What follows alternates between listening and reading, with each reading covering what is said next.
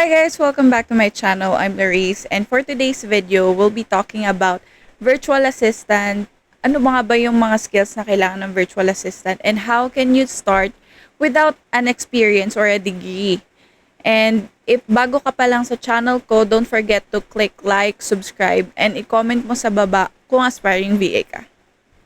So first, what is virtual assistant? So VA is basically a remote freelancer who helps business owner, entrepreneurs, and professionals para mapagaan yung day-to-day task nila or work nila. So, think about admin stuff, social media, customer service, all done online from home or anywhere basta may internet ka. And today, since most of the business are AI assisted na, we're not just virtual assistant anymore. We are digital operation partners already. Minsan pa, VAs handle client comms, automations, and full system. So, hindi yung VA is hindi taga-schedule lang. The next question is, bakit nga ba nag-hire ng mga VAs cost effective? Kasi they do not need to pay a full-time employee just to have certain things done. So, for example, marketing, kukuha ka lang ng marketer niyan or social media marketing lang. So, kukuha ka lang ng VA for social media and then kung accounting naman yan, accounting lang. So, hindi mo sila kailangan bayaran ng full-time. Flexible yan with your schedule and their schedule as well. So, mas easier. And then, the second one is they can scale without, yun nga, hindi nila kailangang magbayad ng full-time. But they can scale their businesses because nagde-delegate na sila ng mga tasks na time-consuming talaga for them. And then, business owners need to do what they do best. Yung third is, specialized na yung mga VAs with skills na hinahanap nila. So, for example, I'm a skincare brand owner.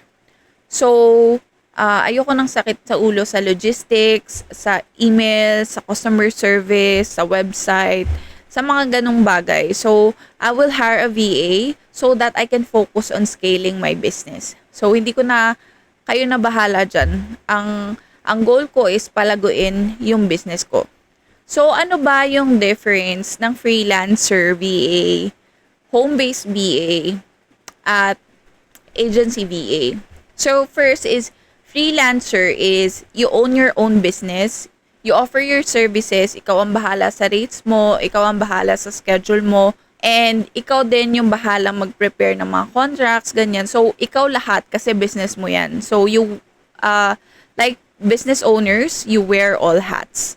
So, the next thing is work from home VAs. So, yung work from home VAs is parang employee type virtual assistant sila. So, under sila ng isang malaking company. And usually, may mga SOP sila, may fixed schedules, parang sa call center. Ang difference lang is sa bahay ka nagwo-work. So, work from home VA. Pero yung mga ginagawa mo is delegated sa'yo ng big company. Usually, mga big company yung ganyan. Kasi pag mga small companies, ang ina-hire talaga nila is freelancers. So, if naman agency VA ka, so you're hired under an agency. So, technically, parang freelancer ka, but since under ka ng agency, sila yung maghahanap ng clients na ibibigay sa'yo. And, yun nga lang, ang kaibahan is, syempre, you get their services. So, hahanapan ka nila ng clients. So, may cut sila. Doon sa rates, sila usually yung nagsiset ng rates sa clients and sila yung nagbibigay ng mga contracts and stuff. And then, minsan may mga training na included and also, may VA community kayong kasama. So, hindi ka nag-iisa kasi marami kayong VAs dun. Okay, so pag-usapan naman natin yung mga essential skills that you need to have to become a VA or kung VA ka na. So, first is communication skills. So, napakahalaga nito kasi nga, nag-work tayo remotely. So, hindi natin physically nakikita or nakakausap yung ating mga clients. So, it means or we need to have a clear communication and open communication with them. Kasi nga, Kung nagwo-work ka sa bahay, hindi ka nag-a-update sa kanila or kung saan ka man nagwo-work, hindi ka nag-a-update sa kanila, manghuhula sila kung ano yung ginagawa mo dun sa hours mo. So, merong mga tools na pwede mong gamitin for communications. So, all social media platforms can be used. But mostly kapag mga businesses, meron Slack, merong WhatsApp, Facebook Messenger, merong yung mga task management, minsan pwede dong mag-usap. Meron ding mga video recording tools like Loom, and you can also do Skype or Zoom pag mga calls na. So, number 2 is tech savviness. So, since most businesses are online, kailangan marunong ka mag-adapt sa mga softwares na ginagamit ng clients mo. And also, yung mga project management tools na pwede nyong gamitin to have seamless yung work or mga paggawa nyo ng work is meron dyang mga Asana, ClickUp, Notion, ang dami niyan. So, kailangan marunong ka talaga sa tech. Hindi naman super expert, basta magaling kang mag-adapt and you do your research kung paano gamitin yung mga tools. Number 3 is time management and sync communication. So, yun nga, time management is paano mo i-handle yung mga clients mo with specific time. So, kapag freelancer ka, sa'yo kasi yung schedule. But, sometimes you also need to be flexible with the client. So, for example, meron akong AU client, meron akong New Zealand client. So, yung AU is 2 hours ahead lang sa atin. 2 or 3 hours ahead. And then, yung New Zealand is 4 or 5 hours ahead, depende kung may DST, di ba? So, kailangan yung New Zealand client ko, pang umaga siya kasi masyado nang late kung hapon ako magsa-start sa kanya. So, ayun. And if you're doing or if your clients are based in the US, so gabi yun. So, hindi mo sila pwedeng i-adjust ng pang umaga ka. So, ayun. So, time management, kung paano mo i-handle yung multiple clients if you have multiple clients. And then, async communication. So, make sure na nakikipag-communicate ka sa client on their time. So, mag-block ka ng time para sa kanila. You tell them na, this is our windows for chatting. Or if I have any questions, can I contact you within this time? Ayun. So, para mas madaling, maging seamless lalo yung pagsagot ng questions. Kunyari, meron tayong kailangang approval or kailangan ipa-check kay client, makakapag-reply sila agad. Hindi yung hihintayin mo pa yung next day or next schedule. Okay, and then the next one is basic automation understanding. So, yung mga clients or mga businesses ngayon, need na nila ng automations para hindi na lahat manual. May AI na eh, di ba? And we also need the automations na kapag may na-receive siyang ganito, mag-auto-populate or malalagay automatically sa calendar niya. So, mga ganong automations, even basic automations will do. Pero kung kailangan mo talagang mag-research about automation, you can do that. So, some tools for that is make.com or Zapier. And then the next one is adaptability. So, ayun nga, magaling ka mag-adapt sa tools, magaling ka mag-adapt sa schedule, magaling ka mag-adapt sa communication mo with clients. And also, you learn fast, you accept feedbacks sa clients mo. And if ever na bad feedback yan, you bounce back. So, hindi mo kailangan dibdibin yun. You make it as your stepping stone or para mag-improve lalo yung services mo. And then the last one would be the patience and curiosity. So, yun nga, if nag-aaral tayo ng new apps, minsan nakakatamad aralin kasi sobrang haba ng mga tutorials.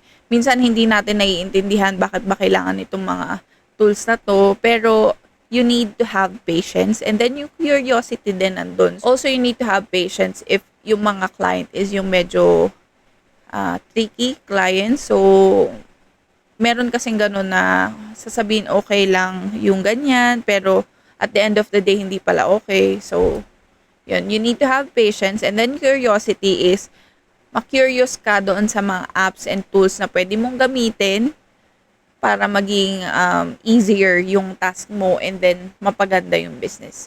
Pro tip, hindi mo naman kailangan maging fluent sa English as long na meron kang conversational English at naiintindihan mo sila. So, Hindi rin ako magaling mag-English, and mostly on my um, meetings, merong time na hindi ko rin masabi yung gusto kong sabihin kasi nakalimutan ko yung word or nagsastagger din ako kasi hindi ko ma masabi ng buo or dire-diretso yung sentence. Pero okay lang yun as long as naiintindihan nila, and yun nga, nililinaw mo after. So, the next big question is, do you need a degree to become a VA? So, hindi po kailangan ng degree to become a VA. As long as you are committed, you have skills, you have experience, and you have the initiative. And probably set your biggest why, bakit gusto mong mag-VA, and stick to it. So, usually hindi naman naghahanap ng diploma yung mga clients overseas. As long na yung skills na hinahanap nila is pasok dun sa mga experience mo and expertise mo, pwedeng-pwede ka nilang kunin. So, the next one is, ano nga ba yung mga types ng VAs? So, first is e-commerce VA. So, ito yung mga VAs na tumutulong sa mga e-commerce businesses or yung mga nagbebenta online. The next one is email marketing virtual assistant. So, ito naman yung mga virtual assistant na usually email marketing lang yung ginagawa or tumutulong to set up email automations, email marketing, anything about email marketing. So, sila yung mga VA na yun. Then, we also have social media VA. So, iba po ang social media manager sa social media VA. So, yung mga social media VA, sila yung mga nag-edit ng reels, nagsischedule ng post, minsan sila din yung nag-generate ng mga post, nag-engage sa social media, and then community management.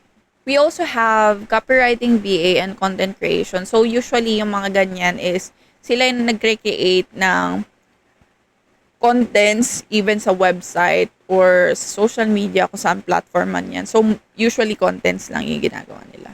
And then we have the admin BA or general BA. Usually, yung mga admins and general BAs, sila yung malawak yung mga hawak.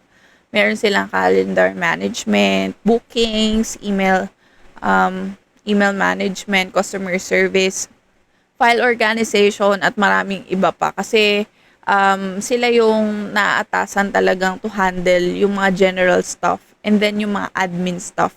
We also have real estate VAs. Ito naman yung mga property listing. And then, they also do lead generation for real estate. Ayan. Then, meron din tayong executive VAs which supports naman yung mga high level, yung mga CEO, mga coaches, ganyan yung mga executive VAs. So, parang admin VA sila pero for CEOs and coaches. So, we also have tech VA. So, sila yung mga automation setup, light troubleshooting, and then yung mga CRM cleanup, sila din yun. And then we also have podcast and YouTube VA. So, sila naman yung mga nag-edit ng videos, nag-repurpose ng contents, nag-upload ng videos doon sa platforms. And then, podcast, yun nga, nag-edit ng podcast. And then, the last one would be the course or Kajabi VA. So, sila naman yung mga nagagawa ng courses, automation within the specific app like Kajabi. So, ganyan. Marami pang ibang types ng VAs. Pero yun yung mga hot ngayon. So, if yung skills mo is swak doon sa mga nasabi ko, you can search for those types of virtual assistant and then you can try to learn and engage to those people na related doon sa mga yun. And then, the next one is, paano nga ba magsa-start na maging freelancer or VA? So, firstly is, know yourself. Ano nga ba yung mga skills mo? If you have previous experience, like me, I was a call center agent before. So, meron akong customer service skills and technical support skills bago pa ako mag virtual assistant. So, na-integrate ko yon dun sa mga services and skills na na-i-offer ko as a virtual assistant. So, alam mo yon, alamin mo yung mga skills mo na pwede mong i-service or i-benta as a service as a VA. So, the next one is do your research. So, research ka about the niches, research ka kung saan maglalagay yung mga clients na target clients mo, research mo yung mga rates, research mo yung mga Facebook groups na pwedeng makatulong sa'yo. And then, ayun na nga, the third one will be joining communities and engaging with your fellow VAs. So, meron mga free communities dyan. Minsan, maraming nagsashare ng free webinars, free resources, and then, yung ibang Facebook groups, merong nag-hire din doon sa mga Facebook groups na yun. So, be visible and engage doon sa mga target audience mo, ganyan. The next one is create your profile or portfolio. So, kung hindi naman mostly kasi ang portfolio is for design-based na mga services. So, for example, website design, yung mga graphics design, di kailangan nila ng portfolio kasi paano nila ipapakita yung mga designs kung profile lang yung ipapakita nila. And then, if you are admin VA, you can just create your profile. Yung LinkedIn mo, optimize mo yan. Mag-create ka ng profile sa different freelancing platforms if you want. And then, optimize mo din, show your skills, show your capabilities, and then you can service or you can market your services. So, paano nga ba kung wala ka pang experience? If you don't have experience yet, the next thing you will do is do mock-ups or samples. So, for example, website design yung i-offer mo. So, website design, usually kailangan ng portfolio, as I mentioned before. So, kung wala kang tunay na clients, you can create a mock-up or dream client mo. So, for example, ang dream client ko is mga businesses for pet supplies. So, I will create a website na for pet supplies. And then, I'll showcase that. Hindi naman kailangan na actual talaga yung clients mo. As long na ikaw talaga yung gumawa nung website na pinapakita mo or showcase mo. Hindi yung grinab mo lang yung template, pinalitan mo lang yung images and stuff, and then yun na yun. So, hindi. Kailangan ikaw mismo yung gumawa. And then, that's how you can create your profile or portfolio. And then, after that, you can try to service your market doing cold outreach. Pwede namang mag-apply ka dun sa mga freelancing platform. So, if you do cold outreach, huwag kayong panghinaan ng loob kasi yung iba talagang 10 to 20 emails a day yung sinesend nila for cold outreach. And then, ang magre-reply lang dyan, isa, dalawa. And then the last thing here is don't give up agad. If you don't get clients in the first few months, that's okay kasi medyo marami na ngayon gustong maging VA. So, train, invest in training, invest in your skills para mas marami pa yung mailagay mo sa portfolio mo or sa profile mo kung anong kaya mong gawin. And, ayun, don't give up agad and stick to your whys. And that's all for this video. Sana nakatulong to dun sa mga gusto maging virtual assistant or freelancer. If nakatulong to, don't forget to click the like button and subscribe. And if you have any question, just drop it down in the comment section. Thank you.